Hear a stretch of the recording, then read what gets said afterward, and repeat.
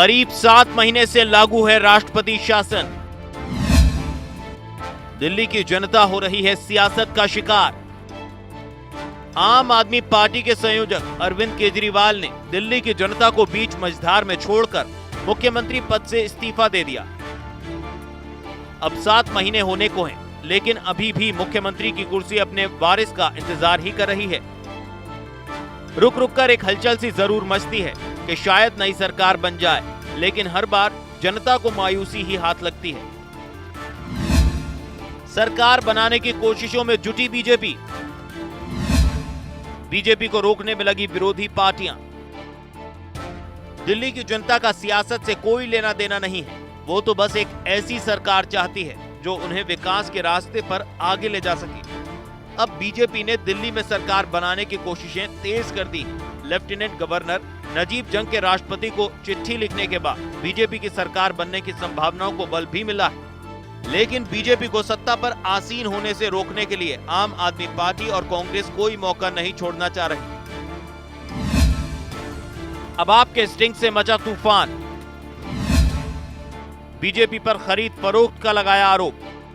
दिल्ली में अब बीजेपी की सरकार बनने की संभावनाओं के बीच आम आदमी पार्टी ने स्टिंग ऑपरेशन के जरिए बीजेपी पर निशाना साधने का बड़ा मौका खोज लिया है। स्टिंग के बहाने उनका आरोप है कि बीजेपी आम आदमी पार्टी के विधायकों को खरीदने की कोशिश कर रही है। आपके इस स्टिंग से दिल्ली की सियासत में नया मोड़ आ गया है और दिल्ली में सरकार बनने को लेकर जो सवाल कल थे वो आज भी हैं।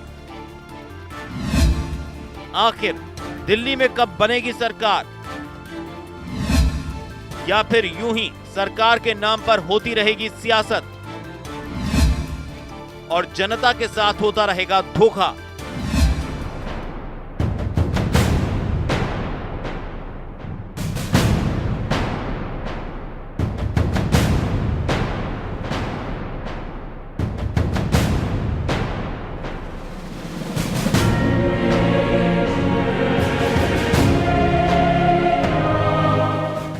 सरकार, स्टिंग और सवाल। जी हां, दिल्ली में सरकार बनाने को लेकर मचा तूफान थमने का नाम ही नहीं ले रहा है। पिछले 7 महीने में दिल्ली में राष्ट्रपति शासन लागू है। 7 महीने से समय समय पर हर पार्टी पर सरकार बनाने की जोर आजमाइश जरूर करती नजर आई, लेकिन किसी के पास बहुमत का आंकड़ा ना होने के चलते कोई भी पार्टी सरकार बनाने में कामयाब नहीं हो सकी है। कुछ दिनों से बीजेपी ने जरूर सरकार बनाने की कोशिशें शुरू की है, लेकिन उसके लिए भी बहुमत साबित करना इतना आसान नहीं है। आम आदमी पार्टी और कांग्रेस लगातार बीजेपी पर खरीद फरोख्त के आरोप लगाती रही है और अब आम आदमी पार्टी ने स्टिंग ऑपरेशन के जरिए बीजेपी पर हमला बोला है। उनका आरोप है कि बीजेपी उनके विधायकों को खरीदने की कोशिश की है। बीजेपी ने केजरीवाल जहां इस बहाने बीजेपी को घेरने का कोई मौका नहीं छोड़ना चाह रहे, वहीं बीजेपी इन सारे आरोपों से इनकार कर रही है। तो राजचक्र में आज हम इन्हीं सब सवालों के जवाब तलाशने की कोशिश करेंगे और इस चर्चा में हमारे साथ मौजूद होंगे दिल्ली में बीजेपी के विधायक अनिल झा, कांग्रेस के नेता अमरीश गौतम, आम आदमी पार्टी के नेता श्याम गोपाल गुप्ता जी, जो कि अब थोड़ी देर में हमारे साथ जुड़ेंगे, और इसके अलावा पूर्व आप नेता उमेश कुमार। आप सभी का बहुत बहुत स्वागत है और साथ ही इस चर्चा को आगे बढ़ाएंगे। नागपुर से हमारे साथ जुड़ रहे हैं प्रधान संपादक एसएन विनोद जी। तो चलिए शुरू करते हैं राजचक्र में आज का सफर, सरकार, स्टिंग और सवाल।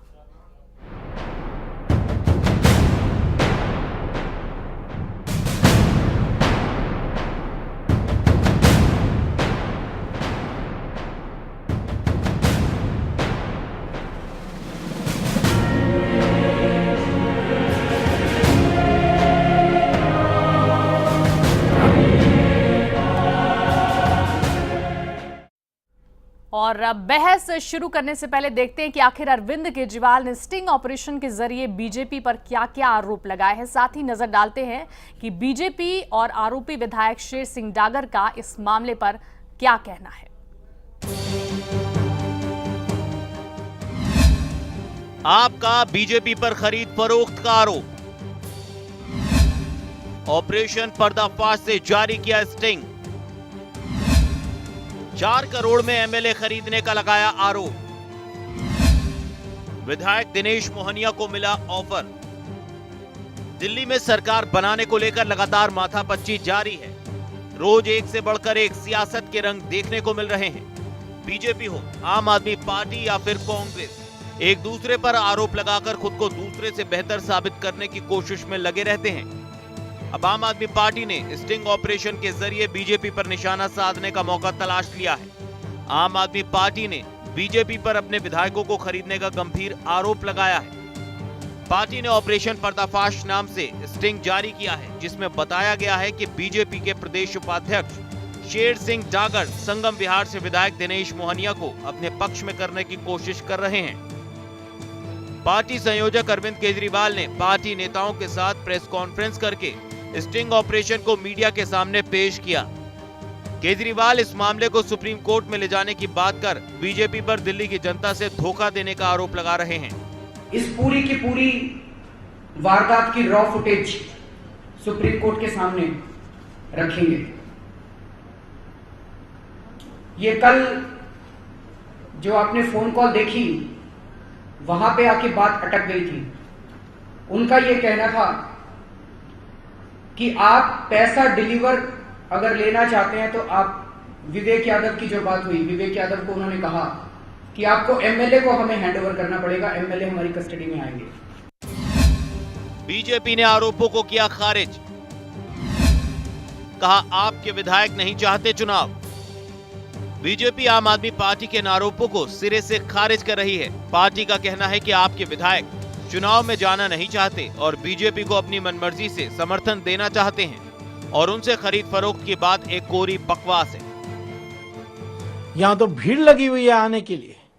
सब उनके एमएलए ने अर्जी दी, किसी को आज इलेक्शन में जाने के लिए तैयार नहीं है। वो तो हमसे हाथ जोड़कर कहते हैं कि सरकार बनाइए। तो केजरीवाल का पोल खुल गया है और उसका हवा निकल गई है। तो वो दानाब शनाब बात करके समझते हैं कि वो जिंदा रह सकते हैं। उनके और उनके जो साथी हैं जैसे योगेंद्र यादव, ये सब बेबुनियाद बात करना उनकी आदत बन गई है। शेर सिंह डागर ने भी आरोपों को बताया बेबुनियाद। कहा आरोप साबित हुए तो ले लूंगा संन्यास। बीजेपी के प्रदेश उपाध्यक्ष शेर सिंह डागर ने अपने ऊपर लगे आरोपों को बेबुनियाद बताया। उनका कहना है कि आम आदमी पार्टी के विधायक खुद उनके पास आते थे। डागर ने यहां तक कह दिया था कि अगर इन आरोपों में जरा भी सच्चाई हुई तो वो संन्यास ले लेंगे। कोई पूरे दिल्ली में समाज में मेरे ऊपर कोई उंगली उठा कर देख ले, आप किसी से भी पूछो मेरे बारे में, इस विषय में आज तक जो है मेरे ऊपर कोई दाग नहीं। अगर कोई ये साबित कर दे तो मैं सार्वजनिक जीवन के लिए मैं हर चीज से हटने के लिए तैयार हूँ। मेरे से तो कोई बात ही नहीं। आप देखो फुटिंग में मैंने कोई कहा है 4 करोड़ की बात, मेरे से कोई बात ही नहीं। वो स्वयं अपने खुद ही अपनी कहानी घड़ रहे हैं, तो इसमें मैं कहां से आ गया। जो बीजेपी अपने ऊपर लगे आरोपों से इनकार कर रही है, लेकिन जिस तरह से दिल्ली में सरकार बनाने को लेकर सियासत जारी है, अब आम आदमी पार्टी के इस स्टिंग ने सियासत में नया भूचाल तो ला ही दिया है। ब्यूरो रिपोर्ट, जिया न्यूज।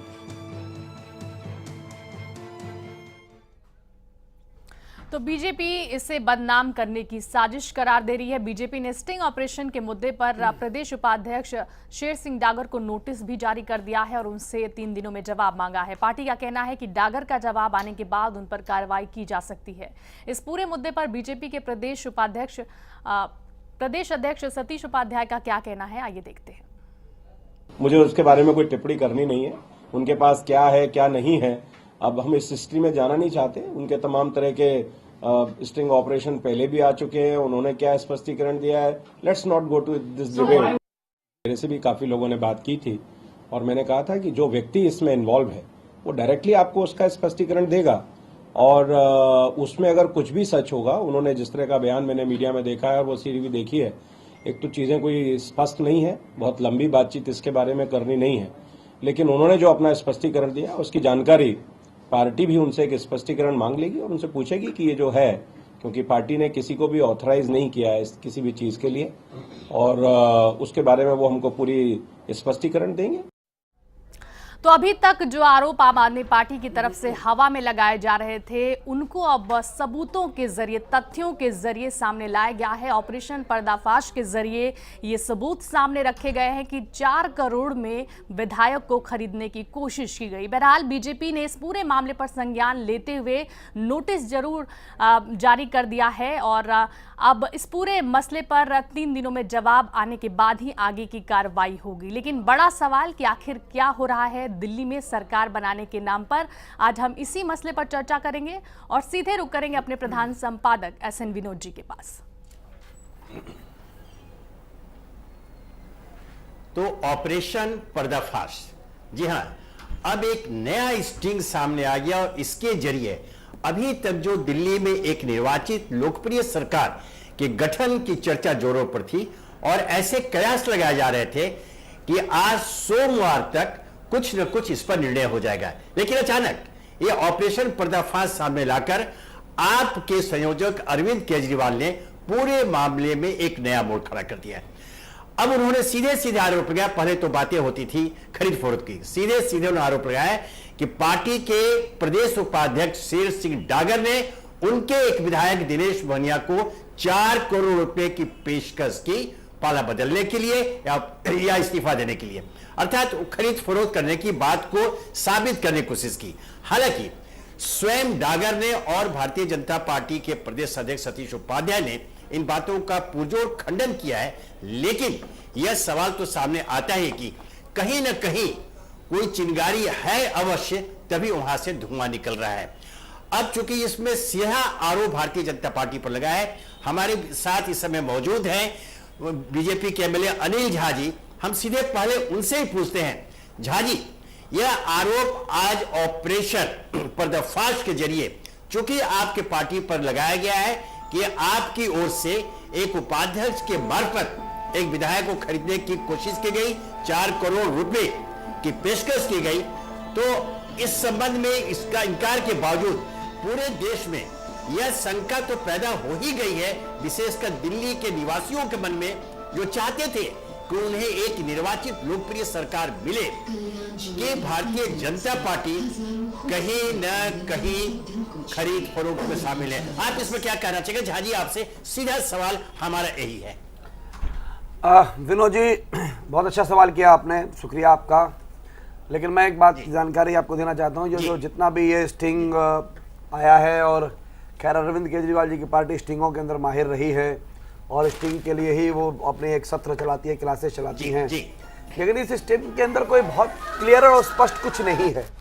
लेकिन ये सवाल तो उठता ही है कि अगर ये कहा जा रहा है कि आम आदमी पार्टी का स्टिंग है, तो यह स्टिंग ये भी हो सकता है कि दिनेश मोहनिया के खिलाफ भी हो सकता है जी। मोहनिया एज ए विधायक शेर सिंह डागर के घर क्यों गए जी? क्यों उन्होंने अपना ब्रोकर उनके पीछे लगाया कि मेरा रेट लगाइए, मेरी ये कीमत है, ये लगाइए, और इसमें वो सब चर्चा हो रही है। बहुत क्लियर नहीं है इसके अंदर कि वो चर्चा किस प्रकार की है, क्यों वो दिनेश मोहनिया उनके यहाँ गए, शेर सिंह डागर तो उनके यहाँ नहीं गए थे। दूसरा सवाल ये जी, आखिर ये इन स्टिंग की बात कर रहे हैं विनोद जी, लेकिन आज से कुछ समय पहले मनीष सिसोदिया ने अपने ससुराल इंदिरापुरम में जी कांग्रेस के एमएलए को बुलाया था। उसकी आसिफ मोहम्मद खान ने लाइव टेलीविजन पे कहा था कि मेरे को इन्होंने ऑफर किया कि अरविंद केजरीवाल तो छोड़िए, अब तो पीछे गया, मुझे मुख्यमंत्री बनाने के लिए आप बताइए क्या करेंगे और सरकार बनाने की प्रक्रिया को आगे बढ़ाइए और इस पर जो कुछ हो सकता है वो करें। उसकी ये चर्चा नहीं करते हैं। आसिफ मोहम्मद खान के पास एक पूर्व सांसद इलियास आजमी गए थे उनको मैनेज करने के लिए कि आप मनीष सिसोदिया के पक्ष में अपना समर्थन दें, अरविंद केजरीवाल को हम लोग देख लेंगे, आप आइए और हमारे को समर्थन दीजिए। आखिर उस स्टिंग के बारे में क्या हुआ, उसकी चर्चा इन्होंने क्यों नहीं करी? मैं समझ नहीं पाता हूं, अपने स्टिंगों की चर्चा नहीं करते। एक जो धुंधली स्टिंग है उस पर शेर सिंह डागर ने मुझे यहाँ सवाल झा जी यहाँ सवाल ये नहीं है कि आप पार्टी ने क्या किया, आज मामला दूसरा है। हम लोग तो दिल्ली वासी तो यह चाह रहे थे कि वहां सरकार बने। अब कांग्रेस के मार्फत से या फिर आपके सिसोदिया ने क्या किया, यह मुद्दा यहां नहीं है। मुद्दा यह है कि क्या आपकी पार्टी की ओर से सरकार बनाने के लिए खरीद फरोख्त को बढ़ावा दिया जा रहा है? बिल्कुल नहीं। ऐसा देखिए, अगर हमारी सरकार अगर ऐसा करना चाहती, अगर हमारी पार्टी ऐसा करना चाहती, सरकार आज से 4 महीने पहले बन गई होती। आखिर ये जी। सत्य नहीं है कि दिल्ली में जब चुनाव हुआ 32 विधायक हमारे चुन के आए? क्या ये सत्य नहीं है कि लोकसभा का चुनाव हुआ उसमें 7 MP हमारे चुन के आए? क्या ये मॉरली हमारी जीत नहीं है क्या दिल्ली के अंदर? और आम आदमी पार्टी जो एक मैंगो स्टिंग पार्टी बन गई है, दिल्ली में हंगामा खड़ा करना, अपने मुद्दों से भटकना, लोगों के अंदर हंगामेदार एक स्टिंग टाइप की न्यूज बना करके रखना। आखिर दिल्ली तरक्की चाहती है, 1 साल के अंदर तीसरा चुनाव आम आदमी पार्टी के लिए क्यों चाह रहे हैं? हम ये बता रहे हैं जी विनोद जी, हम चुनाव से डर नहीं रहे, जनवरी में हो जाए फरवरी में हो जाए हम जाएंगे और जीतेंगे। लेकिन क्या सैकड़ों करोड़ हजारों करोड़ रुपया खर्च करके क्या देना चाहते हैं? पूरी मशीनरी, तीसरा चुनाव आएगा, आचार संहिता लग जाएगी, डेवलपमेंट रुक जाएगा, उसकी जवाबदारी किसकी होगी? दिल्ली की जनता इसको झेलने के लिए तैयार नहीं है आज। और अगर सरकार बनेगी भी तोड़ के ना बने, कोई खुद जुड़ जाए, उसमें क्या गलती है? क्या ये मॉरली ठीक नहीं है क्या? आप हंगामा खड़ा करते रहे कि जी जोड़ तोड़ ना, आप खुद बनाएंगे, खुद आप कांग्रेस के पास दोबारा जाएंगे तो अच्छी बात है, कोई हमारे पास अपने आप आ जाए तो वो बुरी बात है। लेकिन इस स्टिंग के मामले में जो हम पर प्रश्न चिन्ह किए जा रहे हैं, मैं एज ए विधायक की हैसियत से बोल रहा हूं, मैं पार्टी का अधिकृत प्रवक्ता नहीं हूं, जो मेरा तजर्बा है, हमारी भी कई MLA से बात होती है आम आदमी पार्टी की, वो हमको बोलते हैं कि साहब आप सरकार बनाइए, लेकिन ये द्विअर्थी व्यक्तित्व चलेगा नहीं कि आपने किसी का स्टिंग कर लिया और दिखा लिया। यानी कि कल को तो मुझे कई बार हैरानी होती है, आम आदमी पार्टी के जो लोग हैं उनके परिवार के लोग भी डरेंगे, उनके माता पिता कहेंगे ये हमारा स्टिंग ना कर ले, उनके बच्चे कहेंगे हमारा स्टिंग ना कर ले, उनकी कभी पत्नी कह सकती है हमारा स्टिंग ना कर ले। इनके साथ तो ऐसा ही चलता रहता है। आखिर दिल्ली पॉजिटिवली यहाँ एक सवाल जरूर उठता है, जैसे आपने कहा कि अगर आप सरकार बनाना चाहते तो 4 बार पूर्व बार सरकार बना सकते, ये बस सही है कि आप जो है विधानसभा में सबसे बड़ी पार्टी के रूप में आप उभरे थे, लेकिन उस समय आपने उप राज्यपाल को लिख करके दे दिया था कि चूंकि हमारे पास बहुमत नहीं है हम सरकार नहीं बनाएंगे। फिर ये 4 माह के बाद अचानक ये परिवर्तन, हृदय परिवर्तन क्यों? क्या लोकसभा के चुनाव परिणाम से? जी लेकिन नहीं, मुझे ये जो लोगों के दिल में होता है, आखिर आज आप बहुमत कहां से लाएंगे? मैं वही बता, आपके पास बहुमत आज भी नहीं है, जैसे 4 महीने पहले नहीं था, तो फिर नहीं है। जी 4 महीने में परिस्थितियों में बोलिए राजनीतिक संभावनाओं का मामला होता है, संभावनाओं का एक खेल है, संभावनाएं बनती रहती हैं और बिगड़ती रहती हैं। 4 महीने पहले तो हमारे को कोई देश में ये भी नहीं कहता था कि केंद्र में मोदी जी की सरकार आ जाएगी, लेकिन मोदी जी की सरकार आई, बहुत अच्छा काम कर रही है, मोदी जी जैसी एक पर्सनैलिटी हमारे साथ है, एक अच्छे काम करने वाली सरकार हमारे ऊपर है। लेकिन 4 महीने बाद परिस्थितियां बदली हैं, दिल्ली के लोग एक स्टेबल गवर्नमेंट चाहते हैं। हम ये नहीं कह रहे कल को चुनाव होगा, चुनाव में जाएंगे, और मैं फिर बता रहा हूं अगर चुनाव में गए, दिल्ली के लोग तो पहले भी सरकार चाहते थे, जब आपने जिम्मेदारी लेने से निभाने से इनकार कर दिया था, है ना? आज अगर उपराज्यपाल हमें बुलाएंगे, कहेंगे आप लार्जेस्ट पार्टी हैं, तो क्या हम अपने धर्म का पालन ना करें? अगर वो बुलाएंगे तो हम प्रयास करेंगे, ऐसा हमारे पार्टी के अध्यक्ष ने कहा है। नहीं बुलाएंगे, चुनाव में जाने को कहेंगे तो चुनाव में जाएंगे। लेकिन मेरा ये कहना है, आम आदमी पार्टी की ऐसी पार्टी है, इनकी हालात यह है, अन्ना हजारे जी से टोपी लेकर के अपनी पार्टी बनाई, उन्हीं अन्ना हजारे जी का भी स्टिंग करने चले जाते हैं ये लोग। उन अन्ना हजारे के खिलाफ भी इन्होंने प्लानिंग बनाया कि उनका स्टिंग करना चाहिए। आखिर ये किस प्रकार के सत्र लेते हैं, अपने कार्यकर्ताओं को क्या सिखाते हैं? जिनके नाम पर ये पार्टी खड़ी हुई उन्हीं के खिलाफ स्टिंग करें, कोई दूसरा कोई व्यक्ति निजी रूप से बात कर रहा है उसका स्टिंग कर ले, कोई कॉलेज का मित्र है उससे बात कर रहा है तो उसका स्टिंग कर ले, कोई राजनीतिक चर्चा ही ना हो। मैं हैरानी की बात है, इसलिए मैं कहना चाहता हूं इस स्टिंगबाजी की राजनीति से ऊपर उठना चाहिए, सकारात्मक पॉजिटिवली आगे बढ़ना चाहिए। अगर चुनाव हुआ, दोबारा हम विधानसभा बन गई तो कौन जिम्मेदार होगा? लेकिन हम कह रहे हैं चुनाव होगा तो हम चुनाव में जाने के लिए तैयार हैं, हमारे पार्टी के प्रदेश अध्यक्ष ने बोला है, और उसमें जीतेंगे भी हम।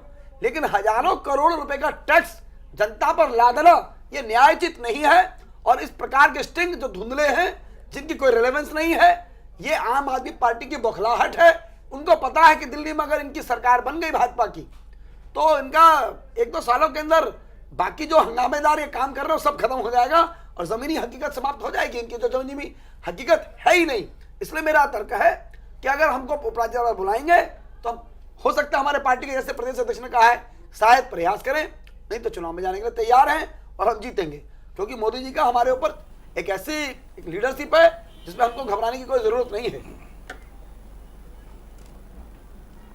जहां जी, जब आपको इतना विश्वास है, इतना आत्मविश्वास है कि आप अगर चुनाव में जाते हैं तो जीतते हैं, तो फिर चुनाव से भाग क्यों गए? आप आरोप लगा रहे हैं आप पार्टी के ऊपर कि उनके विधायक चुनाव नहीं चाहते, जबकि पूरा प्रदेश ये जानता है कि आपकी पार्टी सबसे बड़ी पार्टी है, जिसको फिर भी आपने इनकार कर दिया था। आज जब आप प्रतीक्षा कर रहे हैं उपराज्यपाल के बुलाहट की, तो देखिए ये एक शंका पूरे दिल्ली वासियों को मन में जा रही है कि चूंकि केंद्र में, जैसे बार बार आप दोहरा रहे हैं कि केंद्र में आपकी सरकार है, आपके पास नरेंद्र मोदी जैसा सशक्त लोकप्रिय नेता उपलब्ध है, प्रधानमंत्री उपलब्ध है, तो जो आपको चुनाव में जीत दिला सकता है, तो फिर क्यों नहीं, चूंकि किसी भी पार्टी को वहां पर बहुमत प्राप्त नहीं है, तो आप अनुशंसा क्यों नहीं करते हैं उपराज्यपाल को कि विधानसभा भंग करके सीधे चुनाव करवा दिया जाए? अन्य जो विधानसभाओं के चुनाव होने जा रहे हैं उनके साथ चुनाव करें। विनोद जी, उपराज्यपाल क्या करेंगे? एक संवैधानिक पद पर है। मुझे लगता है, जहां तक मुझे ज्ञान है, उपराज्यपाल को हम कोई ऐसी नहीं कह सकते कि आप सीधे इसको भंग कर दीजिए। उपराज्यपाल का अपना एक ऑरा होता है, उनके एक प्रोटोकॉल होता है, उसके तहत वो क्या कार्रवाई करते हैं, राष्ट्रपति से उनको क्या आदेश मिलता है, वो उस आधार पर तय करेंगे। उस पर मैं एज ए विधायक उनको क्या राय दे सकता हूँ? लेकिन मुझे लगता है उपराज्यपाल शायद ये सोचते हो विधायक एक साल पार्टी, यहाँ बात है पार्टी की जी, एक साल के अंदर तीसरा चुनाव, यहाँ मुद्दा अगर पार्टी रुक के सकता है, विधायक के रूप में आपसे नहीं पूछ रहे, अगर एक साल के अंदर तीसरा चुनाव रुक सकता है तो हम वो शायद वो प्रयास हमारे पार्टी के लोग कर रहे हैं कि रुके, हजारों करोड़ रुपए का नुकसान ना हो, टाइम का नुकसान ना हो। चलिए इस विषय में हम कांग्रेस के नेता हमारे साथ गौतम जी मौजूद हैं। संविधान के दायरे में हो, कॉन्स्टिट्यूशन के दायरे में हो, हम उसका स्वागत करेंगे। बिल्कुल, जो भी होगा संविधान के दायरे में होगा। सो हमारे साथ अमरीश गौतम जी कांग्रेस के नेता मौजूद हैं। गौतम जी, अभी आपने भारतीय जनता पार्टी के विधायक की बात सुनी, उनके विचार सुने। आज जो नया बवाल खड़ा हो गया है वो है ऑपरेशन पर्दाफाश को लेकर, जिसमें यह दिखाया गया कि प्रदेश उपाध्यक्ष शेर सिंह डागर ने आपके एक विधायक को 4 करोड़ रुपए की पेशकश दी। उस पर टिप्पणी करने से, बात करने से लोग बच रहे हैं। भारतीय जनता पार्टी ने उनको बिल्कुल एक सिरे से उनको झटक दिया है, कहा कि हम लोगों ने उनसे स्पष्टीकरण मांगा है, जबकि उन्हें सीधे आना चाहिए था कि इसमें सच्चाई क्या है। अगर शेर सिंह डागर अगर किसी विधायक से बात करते हैं और लेन देन की बात होती है, तो मेरी समझ नहीं आती है, किसी के गले में उतरेगा नहीं कि वो अपने स्तर पर यह बात करते हैं बगैर नेतृत्व के इशारे के, या किसी का जब तक उनको इशारा ऐसा नहीं होगा कि आप बात को आगे बढ़ाइए। इस विषय में गौतम जी आपसे जानना चाहते हैं कि क्या आपको लगता है कि सचमुच भारतीय जनता पार्टी अब खरीद फरोख्त के द्वारा ही बहुमत प्राप्त करके दिल्ली में सरकार का गठन करना चाहती है? इस विषय में मैं इतना बताना चाहता हूं। पहले तो मैं आपको ये बता दूं कि ये बीजेपी और केजरीवाल दोनों एक ही सिक्के के दो पहलू हैं। ये इनकी अंडरस्टैंडिंग है कि तुम ऐसा कहते रहो, इनकी नूरा कुश्ती हो रही है। ये दिल्ली के लोगों को ये दिल्ली के लोगों को गुमराह कर रहे हैं दोनों मिलकर के। दूसरी बात, ये अभी आपने मिस्टर झा से पूछा, झा ने कहा है कि हमारी लास्ट में इन्होंने बोला है कि शायद हमारी पार्टी तीसरी बार 1 साल में चुनाव में ना जाने के लिए ये सब कर रही हो कि सरकार बनाए, तीसरी बार चुनाव ना हो, तीसरा चुनाव में ना जाना पड़े। तो ये इनकी बातों से स्पष्ट है कि इनकी अपनी अंडरस्टैंडिंग है, ये चाहते हैं कि हम किसी भी तरह से सरकार बनाएं। अभी आज दिन में मैं सुन रहा था केजरीवाल जी ये कह रहे थे कि बीजेपी के शेर सिंह डागर जी ने ये कहा है कि हाई कमांड का मुझे आदेश है कि हम आपको अपनी पार्टी में ले लेंगे। इन्होंने कहा था दिनेश मोगनिया को कि आपको हम अपनी पार्टी में ले लेंगे, आपको 4 करोड़ रुपए देंगे। दिनेश मोगनिया, तो उनको इन्होंने कहा कि हम 4 करोड़ रुपए देकर के अपनी पार्टी में इनको ले लेंगे। सारी बातें उनकी मानने को तैयार, और सरकार बनाने के लिए जब वो ये कह रहे हैं कि हाईकमान ने हमको कहा है, तो अब इसमें किसकी सच्चाई बात मानी जाए? और फिर ये भी कह रहे हैं कि 4 करोड़ रुपया कल को आ भी जाएगा, लेकिन वो हमारे विधायक को अपने हवाले मांग रहे हैं कि इसे हमारे हैंड ओवर करो, उसकी जान का खतरा है, उसका ये है, उसका वो है। ये इनकी जो है मिली भगत है। ये कोई भी किसी के खिलाफ में कुछ नहीं करेंगे। ये कदम कदम पे कोर्ट भागते थे, ये कोर्ट में जाना चाहिए इनको। जब इतने संगीन आरोप लगा रहे हैं भारतीय जनता पार्टी के ऊपर कि 4 करोड़ की पेशकश कर रहे हैं एक एमएलए को जो अपने हवाले चाह रहे हैं कि हमारे हैंड ओवर करो, हमारे साथ में रहेगा, तो इनकी जो पूरी साजिश है किसी ना किसी तरह से दिल्ली के लोगों को गुमराह करके सत्ता पे काबिज होने का। सब जानते हैं कि जब इनके 32 एमएलए थे तब तो इन्होंने सरकार बनाने से मना कर दिया। आज इनके 29 एमएलए हैं। आज किस दम पर ये सरकार बनाना चाहते हैं? ये सिर्फ इनकी लुका छुपी है। ये एक दूसरे को दिखा करके कांग्रेस के वोट केजरीवाल लेना चाहते हैं, इसलिए वो भारतीय जनता पार्टी पे आरोप लगा रहे हैं। जो कांग्रेस का वोटर है उसको गुमराह करके वो वोट लेना चाहते हैं, गरीब लोगों का और बहुत से दलित भाइयों का, दूसरे लोगों का। ये वोट लेकर के दिखा रहे हैं कि हम किस तरह से वोट ले सकते हैं। भारतीय जनता पार्टी के खिलाफ बोल रहे हैं ये लोग।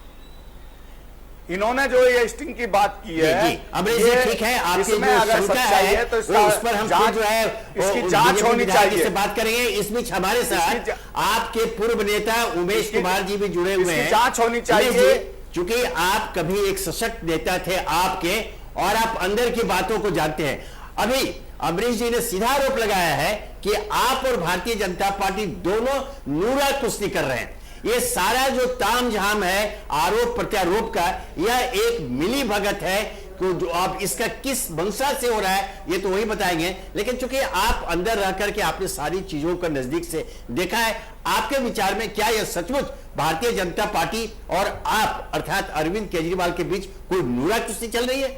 देखिए, ये नूरा कुश्ती और ये बीजेपी और आम आदमी का कोई संबंध नहीं है आपस में। पहले मैं आपको ये बता दूं, कांग्रेस और आम आदमी पार्टी का संबंध जरूर था आपस में जी।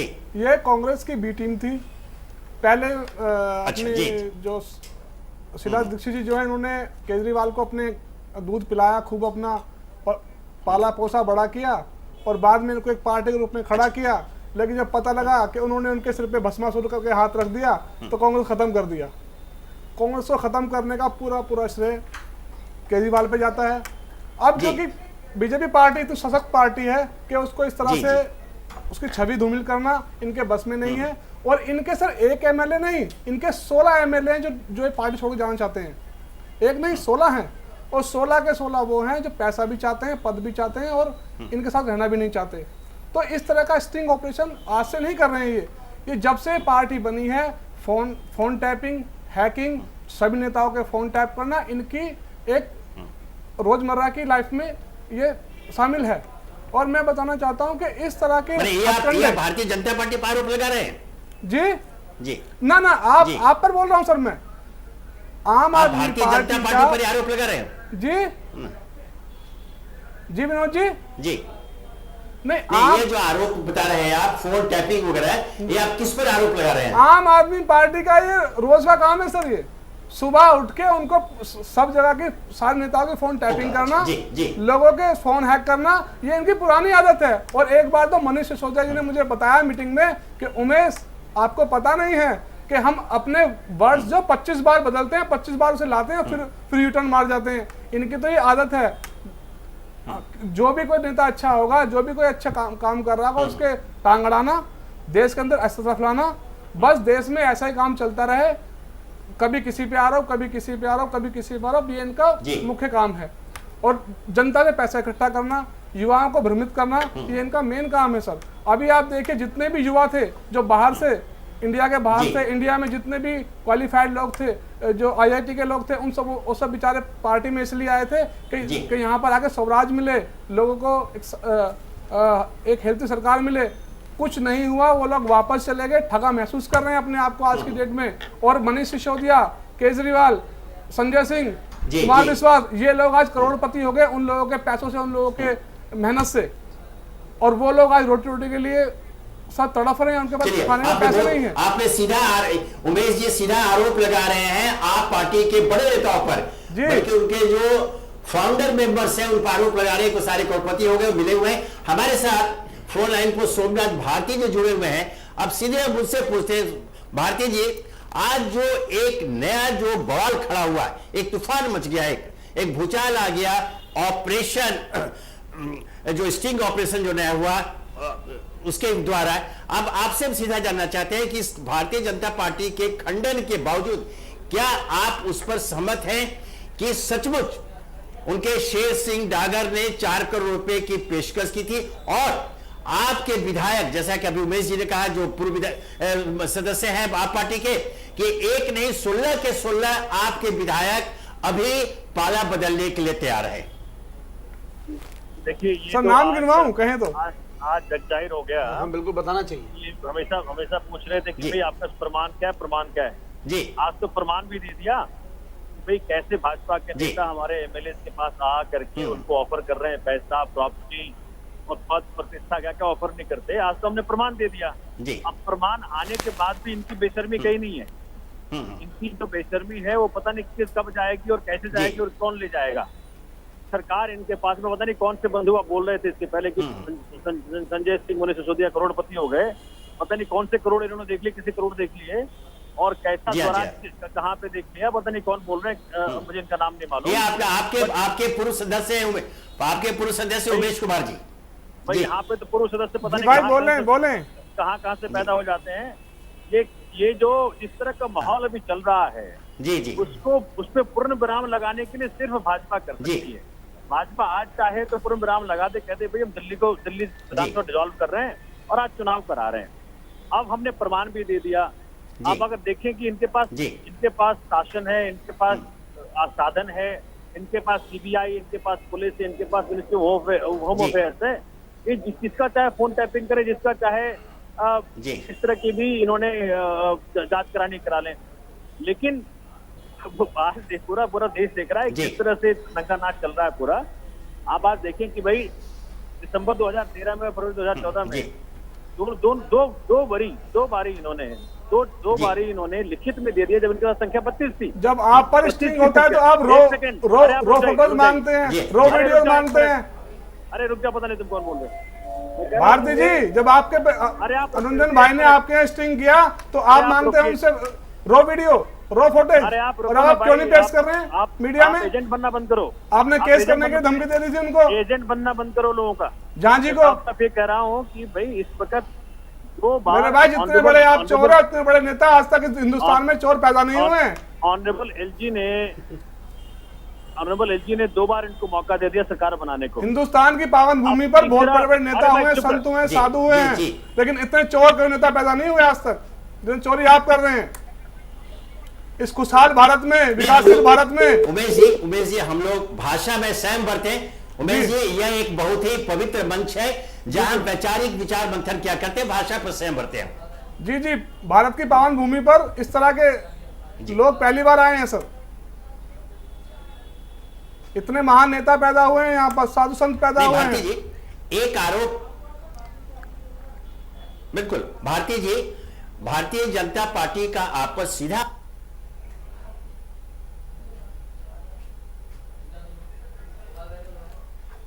सरकार उनका साथ देने के लिए कहीं ना कहीं से तैयार पीछे से। और अब एक आंकड़ा है कि एक नहीं अनेक विधायक, अब ये तो ठीक है आपको दिनेश मोहनिया जी का मामला सामने आया, आपने प्रमाण दिया है और इसकी पूरी जांच होनी चाहिए, इसकी प्रमाणिकता स्थापित करके उस पर कार्रवाई होनी चाहिए। हालांकि इसमें मैंने गुंजाइश कम बैठती है, जैसा आपने एक शंका व्यक्त की कि उनकी सरकार है, सारा शासन प्रशासन उनके हाथों में है, वो कितनी कार्रवाई करेंगे। लेकिन क्या आप इस मामले को राष्ट्रपति और सुप्रीम कोर्ट तक ले जाने के लिए तैयार हैं? परसों मैं टीवी में देख रहा था सर, इनके एक विधायक राजेश गर्ग, वो कह रहे थे भाई ठीक है बीजेपी बड़ी पार्टी है, उसे चाहिए कि वो अपनी दावेदारी पेश करे जी।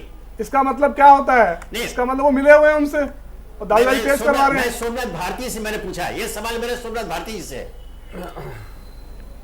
हाँ। जी भारती जी, क्या आप इस मामले को, यह जो ऑपरेशन पर्दाफाश है जिसके जरिए आपने यह प्रमाणित करने की कोशिश की है कि भारतीय जनता पार्टी विधायकों के खरीद फरोख्त में लिप्त है, क्या इसे आप सुप्रीम कोर्ट में ले जाएंगे या फिर राष्ट्रपति के पास एक नए ज्ञापन के साथ जाएंगे?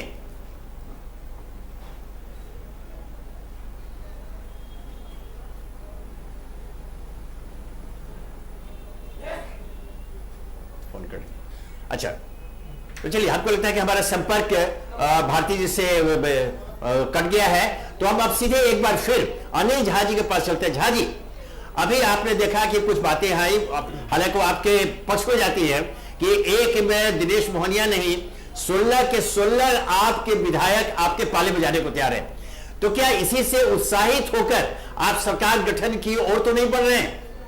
मैं आपको एक जानकारी देना चाहता हूं। पहली बात, आपको विधानसभा में बहुमत तो साबित करना ही पड़ेगा।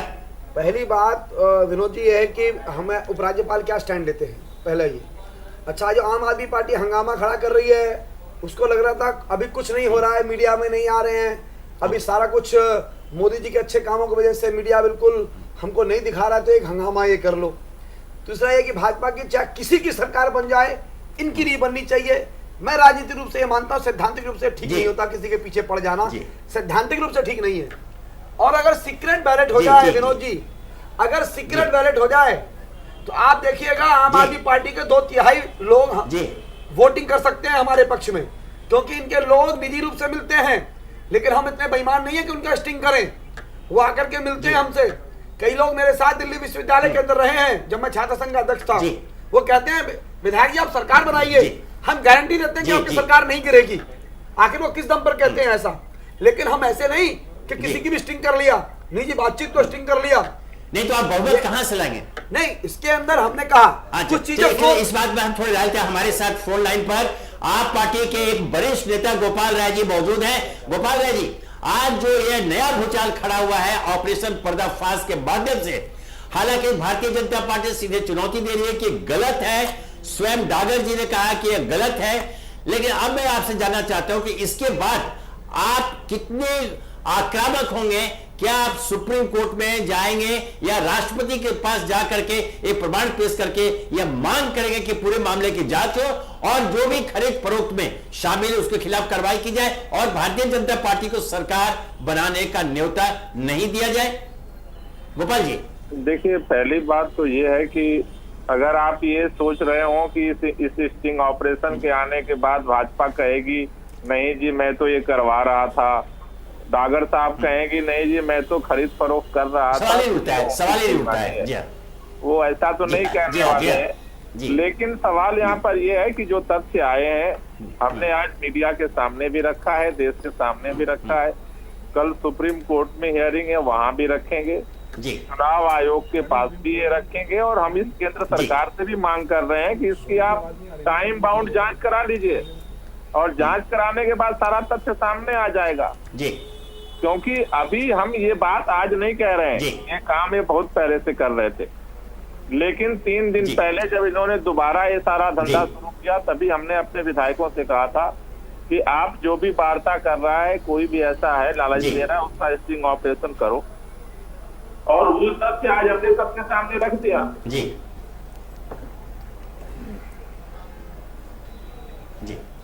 गोपाल जी, एक बात समझ में नहीं आ रही है कि इतने दिनों तक विधानसभा स्थगित है, पिछले 4 महीने से दिल्ली की जनता यह चाहती है कि वहां निर्वाचित लोकप्रिय सरकार का गठन हो और यह एक सच है, कड़वा सच है कि कोई भी निर्वाचित विधायक आज नहीं चाहता है कि अभी चुनाव हो। ऐसे में अगर भारतीय जनता पार्टी पहल करती है सरकार बनाने के लिए तो आप उसे एक मौका क्यों नहीं देते हैं? अगर उनके पास बहुमत नहीं है तो सरकार गिर जाएगी, स्वतंत्र चुनाव होगा, लेकिन एक मौका तो उन्हें दिया जाना चाहिए। मेरा ये कहना है कि अगर संवैधानिक तरीके से सरकार बनती हो तो हम तो आज कह रहे हैं बीजेपी अभी बना दे, अभी क्यों नहीं बनाती है? 2 महीने से पूरे दिल्ली की जनता को जो है तबाही में डाले हुए भारतीय जनता पार्टी सरकार क्यों नहीं बनाती है?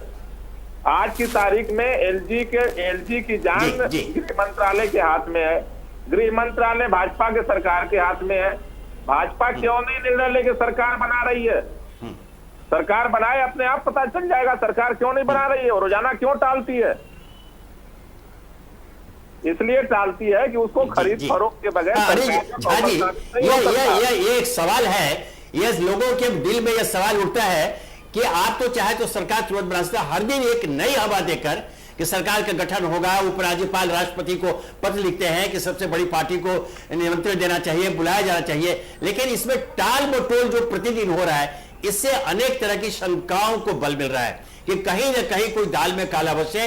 और ये खबर ये भी आई है अनिल झा जी कि आपका जो नेतृत्व है आज के दिल्ली में बैठा हुआ है, कई बड़े नेता नहीं चाहते हैं कि भारतीय जनता पार्टी अभी दिल्ली में सरकार बनाए। अनिल झा जी, इसमें आपका क्या कहना है? मेरा इसमें विनोद जी ये कहना है, लगता है गोपाल राय जी या सोमनाथ भारती को आदत पड़ गई है वही सब सुनने की जो इनको अच्छा लगता है। कभी कभी इनको कड़वा भी सुन लेना चाहिए। सच्चाई ये है कि परिस्थितियां 4 महीने में बदली हैं और अगर बिना चुनाव के अगर एक सरकार बनती है तो इनको तकलीफ क्या। और आपने ही कहा, अरे समर्थन नहीं होगा, बहुमत नहीं होगा तो सरकार गिर जाएगी, चुनाव हो जाएगा। गोपाल राय जी ने तो कहा और कि संवैधानिक तरीके से सरकार बनाना चाहिए तो बनाए, स्वागत है। ये किसने कह दिया कि गैर संवैधानिक रूप से सरकार बनेगी? ये कैसे चुनौती दे रहे हैं हमको? क्या ये जो कहें वो सत्य और हम कहें वो सत्य? बल्कि मैं कहूं तो अच्छा, बाकी लोग कहें तो अच्छा नहीं है। लेकिन मैं कह रहा हूं, एक बार नहीं, हमारे पार्टी प्रेसिडेंट ने बोला है, स्टेट प्रेसिडेंट ने बोला है, हम जो करेंगे संविधान के दायरे में करेंगे, नियम के अनुसार करेंगे, तोड़ के नहीं करेंगे, जोड़ के करेंगे। और अगर आज सीक्रेट बैलेट हो जाए, 45 से ज्यादा वोट पड़ेगा हमारी सरकार को, अगर सरकार बनी तो, अगर उपराज्यपाल ने चाहा तो, नहीं तो चुनाव में जाने के लिए हम तो तैयार हैं, जहां तक मेरी अपनी राय है। दूसरा बात यह कि हमेशा हंगामे से नहीं चलता है। गोपाल राय जी, अभी झा जी ने एक बात कहा, सीक्रेट बैलेट की बात करके एक नया इशारा दिया है। संविधान में इसका प्रावधान है, जो दिल्ली विधानसभा एक्ट में इसका प्रावधान है सीक्रेट बैलेट का, तो कहीं इसकी तैयारी तो भारतीय जनता पार्टी नहीं कर रही है। और यह ऐसा लगता है, चूंकि यह तय कि कोई विधायक नहीं चाहता चुनाव हो, तो यह जो दावा कर रही है भारतीय जनता पार्टी कि उनको 2/3 बहुमत मिल जाएगा, तो इसमें क्या आपको कौन सा भय सता रहा है कि आप इसके लिए तैयार नहीं हो रहे हैं? पहली बात यह है कि इसमें हमें नहीं तैयार होना है। बीजेपी की औकात है तो आज रात में सरकार बना के दिखा दे। हम चुनौती दे रहे हैं। आज अभी रात में शपथ दिलाई थी बहुत जगहों पर, आज औकात है तो बना ले सरकार। मुझे तो हैरानी इस बात की है कि इनके शब्द कैसे हैं। चलने वालों का जब पर्दाफाश हो गया तो सारे चेहरे बगले झांक रहे हैं। अरे खरीद फरोख्त के बगैर सरकार नहीं बन सकती है। और बीजेपी को अगर है तो कल सुबह सरकार बना के दिखाए। अरे बनानी होगी, बनाएंगे। आप ऐसा चुनौती नहीं दीजिए विनोद जी। 2 महीने विनोद जी, इनकी भाषा देखिए कैसी है, औकात है, बेईमान है, चोर है, ऐसे शब्दों का प्रयोग करते हैं राजनीतिक जीवन में। ये शब्दों की सूचिता नहीं है इनके अंदर, डबल स्टैंडर्ड लोग हैं। इनके आधे से ज्यादा विधायक निजी रूप से मेरे को जानते हैं और हमारे कई लोगों से मिलते रहते हैं, लेकिन हम स्टिंग नहीं करते हैं इनकी तरह। हम कोई बेमतलब का हंगामा नहीं खड़ा करना चाहते हैं। और गोपाल राय जी, औकात, बेईमान, चोर, इन शब्दों को छोड़ दीजिए। ऊपर वाला बहुत देखता है और आपको लोकसभा में दिखा भी दिया है और आगे भी अगर चुनाव होगा जनता जवाब देगी आपके इस हंगामे का, आधारहीन तथ्यों का, जहां पर विकास के खिलाफ और आप सिर्फ हंगामे के साथ दिल्ली के अंदर सियासत करना चाहते हैं। आपके मनोज सिसोदिया बोलते हैं कांग्रेस के लोगों को कि मुझे मुख्यमंत्री बनाओ, वो आसिम मोहम्मद खान कहते हैं, तब आप प्रश्न नहीं करते। इलियासी एमपी जाते हैं आसिम मोहम्मद खान के पास कि हमारी सरकार दोबारा बनवाइए, मतलब कि आप बड़े दूध के धुले हैं। आपकी 2 बार 3 बार सरकार बनवाए सारे लोग और एक बार बीजेपी को मौका ना मिले, वो भी संविधान के दायरे पे। अरे हम चुनाव से थोड़ी भाग रहे हैं, हम चुनाव में आना चाहते हैं। अगर उपराज्यपाल कहेंगे सरकार नहीं बनेगी तो हम चुनाव में जाएंगे। अगर 1 साल के अंदर 3 बार आचार संहिता लगे, पैसा खर्च हो, सारी सरकारी मशीनरी चुनाव कराने में लग जाए, आपका क्या जाता है साहब? आपको तो लग रहा है कि हम लोग टीवी मीडिया में नहीं आ रहे हैं, मोदी जी मोदी छाए हुए हैं, तो कुछ हंगामा खड़ा कर दो। और शेर सिंह डागर ने क्या कहा, मोहनिया खुद चल के गए थे शेर सिंह डागर के घर पे और उन्होंने अपना ब्रोकर छोड़ा कि मेरी कीमत लगवाइए। आपके लोग अपनी कीमत लगाने के लिए फिर रहे हैं और आपका कंट्रोल नहीं है अपने लोगों पर, और अब हम पर आरोप लगा रहे हैं।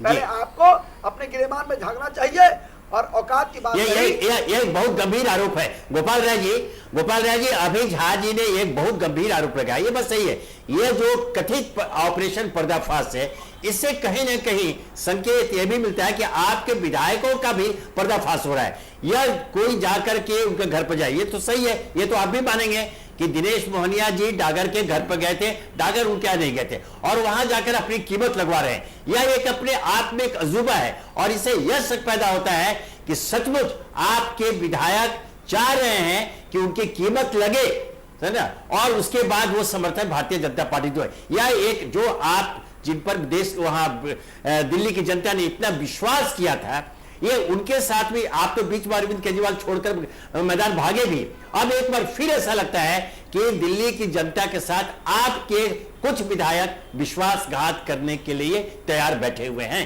धोखा देने के लिए तैयार बैठे हुए हैं। गोपाल राय जी, इसमें आपका स्पष्टीकरण इसलिए जरूरी है ताकि दिल्ली वासियों के मन में कोई शंका नहीं रहे। बहुत अच्छा आपने कहा, वो अपने को बेचना चाहते हैं और ला करके देश को दिखाना चाहते हैं, वो अपनी कीमत लगाना चाहते हैं और वो धोखा देना चाहते हैं और ला करके देश को दिखाना चाहते हैं। ये तो बुद्धिमानी हर आदमी में होती है जी, कि अपना स्टिंग ऑपरेशन ला के कोई मीडिया को नहीं देता है, और स्टिंग ऑपरेशन ऐसे ही होते हैं, उनके पास जाकर के स्टिंग ऑपरेशन होता रहा है, एक स्टिंग ऑपरेशन नहीं, सैकड़ों स्टिंग ऑपरेशन मीडिया से लेकर आज तक जितने आए हैं वो इसी तरह से होते हैं। हुई आपकी पार्टी गोपाल राय जी, आपकी पार्टी, आपका भी एक दिन ऐसा ही स्टिंग होगा और आप लोग आप से पैदा हुए हैं करिए, और हमारा स्टिंग से खत्म हो जाएंगे।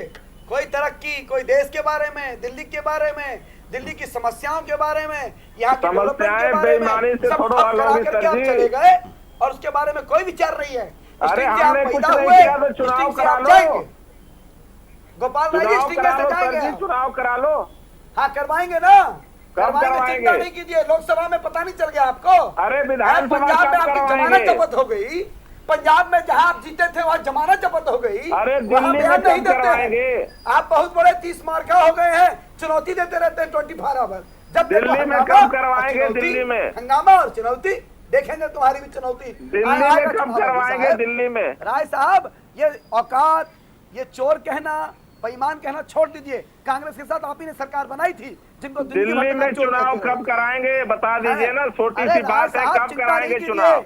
सबका हिसाब बराबर होगा। ऐसे गाली नहीं देते राजनीति के अंदर, कभी कभी शालीनता वाले शब्दों का गोपाल राय जी, मैं आपसे एक सीधा प्रश्न पूछता हूँ, क्या आप पार्टी दिल्ली में अभी चुनाव के लिए तैयार है? कराएंगे दिल्ली में, वो चुनाव कब कराएंगे बता दें। मैं आपसे पूछ रहा हूं, क्या आप लोग दिल्ली में चुनाव के लिए तैयार हैं? अगर ऐसे दिल्ली में चुनाव के लिए आप तैयार हैं तो क्यों नहीं आप लोग दबाव बनाने के लिए, अगर आप एक मुश्त आपके विधायक इस्तीफा देते हैं तो स्वतंत्र चुनाव घोषणा हो जाएगी, तो यह आप क्यों इसके लिए तैयार क्यों नहीं हो रहे?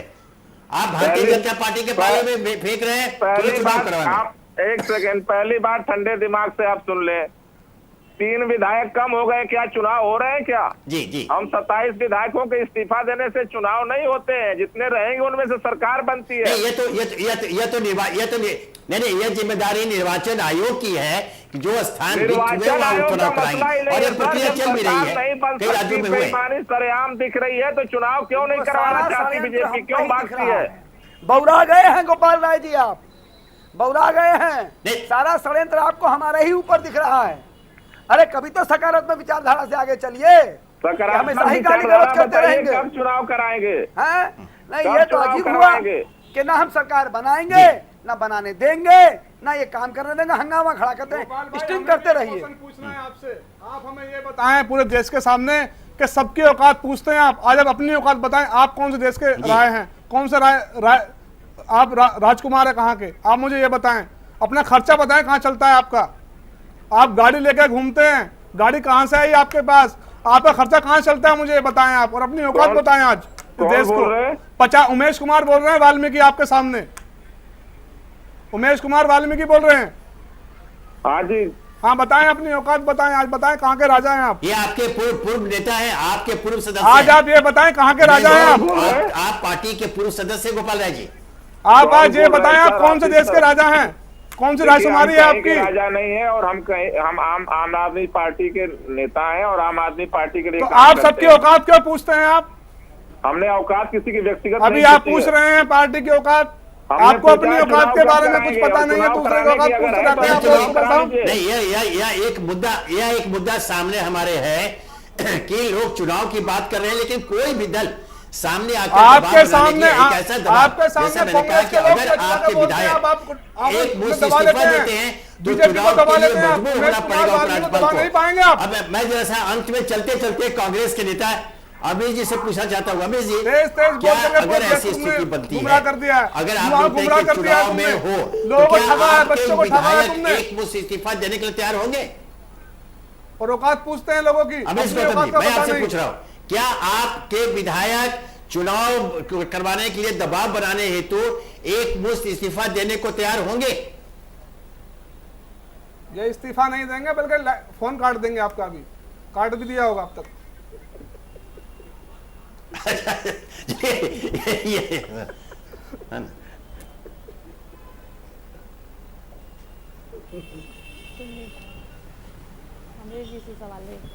अमरीश जी से पूछ लीजिए, बड़े भाई साहब हैं हमारे, उनके विचार ले लीजिए विनोद जी। नहीं, मैं अमरीश जी से ही पूछ रहा हूं, अमरीश गौतम जी, मैं आप ही से पूछ रहा हूं कि एक तरीका है, सबको चुनाव की बातें कर रहा है कि चुनाव हो जाए, तो अगर विधायक, निर्वाचित विधायक एक मुश्त इस्तीफा देते हैं उपराज्यपाल के यहाँ, तो स्वतः उनको मजबूर होकर एक ऐसा दबाव बनेगा कि वहां पर चुनाव होगा। तो इसके लिए आप पहल क्यों नहीं करते हैं? देखिए, मैं आपकी बात को बड़ी करता हूं। एलजी साहब ने राष्ट्रपति महोदय को चिट्ठी लिखी है जी। राष्ट्रपति महोदय ने वो चिट्ठी होम मिनिस्टर को भेजी है। उधर दूसरा संदर्भ ये है कि सुप्रीम कोर्ट में केस चल रहा है, कल शायद उसकी तारीख भी है, और माननीय सर्वोच्च न्यायालय ने 5 हफ्ते का टाइम केंद्र सरकार को और दिल्ली सरकार को दिया था। वो 5 हफ्ते की म्याद भी शायद कल पूरी हो रही है। संविधान हमारा कहता है कि जब किसी दल को बहुमत नहीं है और उस समय बहुमत दल का नेता चुनाव कराने के लिए कह करके रिजाइन करके भाग गया, तो संविधान के माध्यम से, जो संविधान हमारा कहता है कि जब अल्पमत में सरकार हो या जब कोई केंद्र में सरकार ना हो, जब राज्य में सरकार ना हो और कोई सरकार बना नहीं रहा हो, तो चुनाव ही एक विकल्प है। दिल्ली का इधर उधर खरीद फरोख्त करके बेईमानी से सरकार बनाना इजाजत हमारा संविधान नहीं देता। अमरीश जी, देश में केंद्र सरकार में भी अल्पमत की सरकार रही है और सुप्रीम कोर्ट का फैसला मौजूद है कि बहुमत अल्पमत का फैसला सदन के अंदर ही हो सकता है, बाहर नहीं। अल्पमत जो भी सबसे बड़ा दल है उसके नेता को राज्यपाल सरकार गठन के लिए आमंत्रित कर सकते हैं, यह संवैधानिक है। यह दिगर है कि वह सदन के पटल पर अपना बहुमत साबित करते हैं या नहीं। अब चूंकि यह सही है कि कल सुप्रीम कोर्ट पर इसमें सुनवाई होनी है, अब हम प्रतीक्षा करेंगे कल सुप्रीम कोर्ट का क्या आदेश होता है। शायद आज की घटना के बाद, आज जो घटना हुई है, आज की घटना के बाद शायद सुप्रीम कोर्ट के रुख में परिवर्तन हो और स्वयं भारतीय जनता पार्टी इस पर दोबारा विचार करेगी कि वहां सरकार बनाएंगे या नहीं बनाएंगे। लेकिन दिल्ली और दिल्ली की जनता की हक में है कि वहां एक निर्वाचित लोकप्रिय सरकार का गठन हो, ताकि वहां की जितनी समस्याएं हैं, जो जन समस्याएं हैं, लोग जो रूबरू हो रहे हैं प्रतिदिन, उनके निवारण के लिए वो निर्वाचित सरकार पहल कर सके। आज की चर्चा पर हम यहां विराम देते हैं। कल हम फिर हाजिर होंगे इसी राजचक्र में एक नए ज्वलंत मुद्दे के साथ विचार मंथन के लिए। तब तक मुझे इजाजत दीजिए। मैं विनोद आपसे इजाजत देता हूं। नमस्कार, धन्यवाद।